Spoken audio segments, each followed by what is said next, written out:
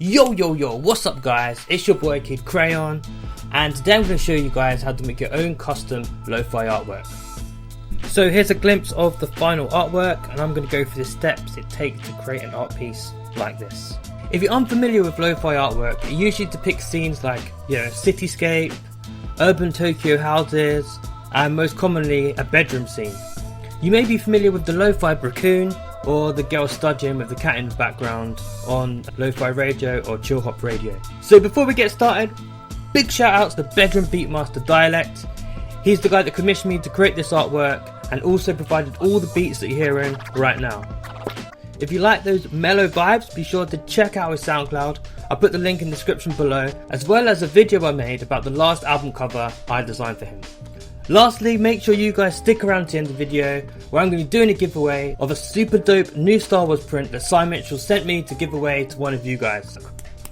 Let's do it. Pow! Step 1. I'm going to be doing a bedroom scene, so I would recommend, if you're going to be doing the same kind of scene, get some reference photos. It doesn't have to be the perfect angle, but you kind of want to get some good photos of all the items that you want to include in your illustration. I don't actually know what DIALEKT's desk looks like. I don't really know his equipment that well, so if he can send me some photos, it really helps make the illustration more personal, and yeah, it's only going to improve it with reference. So here are the reference pictures that he sent me. So we've got his desk here and his little beat machine. So I'm going to come up with an angle, and then I'm going to include this desk and these items in the final illustration. Step 2. So it doesn't really matter whether you're doing this in the computer or if you're doing it hand drawn, but I would recommend having a grid system. So I use this graph paper. It's so damn cheap. You just order it on Amazon or go to the shop. You can buy it in Tesco's or whatever. It's very important. I think most artists should have this anyway. But yeah, if not, just draw up a simple grid system. It only has to be like a centimeter by centimeter, or scan one in, or download it if you're doing it on the computer. Watch this. So with the first draft, I'm keeping it really loose. I'm using the graph paper in order to get all the right angles. You can come up with any kind of angle that you want for the room, but this is kind of the angle that I've chosen to do for this scene. Sick! So we now have this super rough sketch. It might even be a little bit hard for you guys to see. Hopefully you kind of understood how I was doing it in the time lapse. But yeah, I like to kind of go over the same image loads of times just to refine it. So next I'm going to take it onto the light box and have another stab at doing this.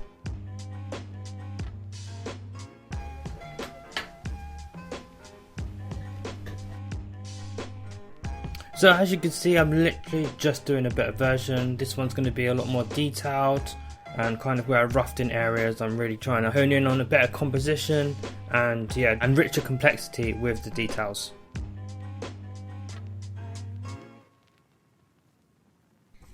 And here we go. Here's a lot cleaner version, a little bit nicer. Ignore this guy in the corner, I was just doodling while I was on the phone. A lot cleaner, and yeah, the graph papers really helped. So as I said, I'd recommend having used the graph paper because it just helps get all these angles right. Now what I'm going to do is I'm going to go back on the lightbox, and I'm going to do a pen version of this, which will be the final version, which I'll then scan into the computer and start colouring. Okay, so as I said, it doesn't matter too much what paper you're using, but I just like to use something with a bit more weight when I'm actually using pens.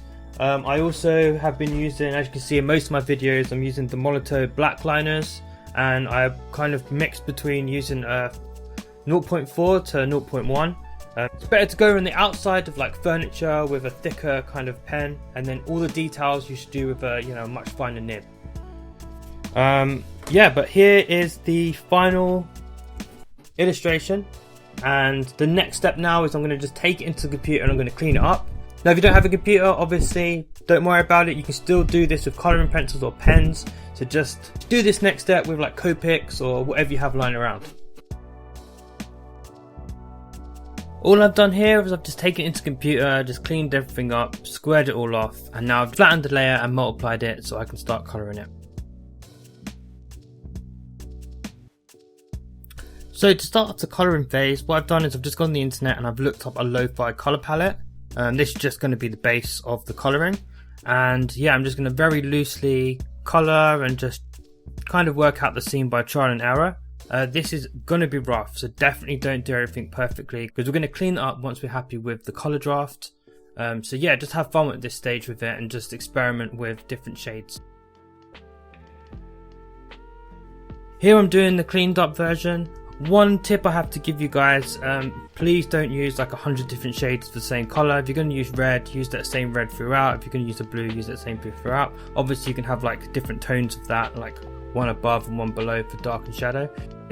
It doesn't look good if you use too many different colours. Obviously don't have, you know, 3 green things next to each other. You're going to have to change the tones, or 2 different browns next to each other. You want to obviously change the tone, but generally just use that dropper so you can use the exact same colour throughout the piece. It just makes it look a lot better.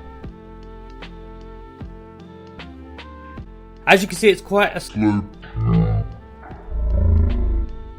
process, so I'm just going to skip forward and finish this one without doing a time lapse of it, because you kind of get the picture.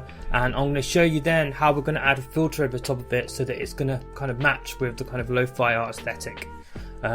It's kind of good to do this with a couple different color filters, but I'll explain that in a minute. Let's do it. Oh. So I'm going to do a couple of different variations of this cover for Dialekt so that he can release a different one for each of the tracks that he's going to release, just to mix it up a little bit. So the best way to do this is with photo filters. So you can find this if you go up to image, adjustments, and then photo filters. You can add this kind of warming effect, a cooling effect, or you can add any other kind of color going over the top of it. I'm also changing the computer screen and a few little elements just to make each cover slightly different. But yeah, if you can see, I'm doing like a warmer one, a cooler one.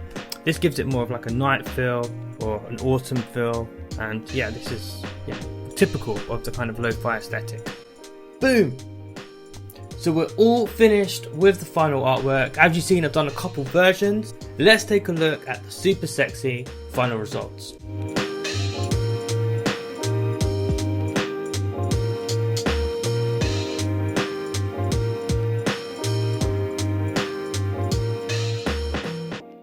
As you saw, I did a couple different versions of this. Hopefully this is helpful for someone out there trying to find a guide on how to create lo-fi artwork.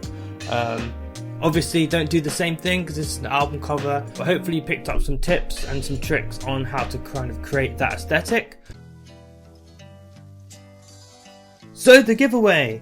As I said before, I was going to give away a print from artist Cy Mitchell. So he sent me a couple gifts, but he also sent me this awesome Star Wars print to give away to one of my subscribers. Yeah, all you have to do is subscribe to my channel, and then yeah, just drop a comment below. Maybe say who your favourite Star Wars character is, or something. Any comment will do. Even you will be fine. So yeah, if you win, you'll get a couple of my prints, and I'll chuck in some stickers and a zine as well. I'm also going to put a link to Cy Mitchell's Instagram and website because he's got some really cool stuff in his shop, so definitely worth checking out. But yeah, that's it for this week, guys. Thank you so much for tuning in. Good luck with the competition, and yeah, I'll catch up with you guys next week. Goodbye.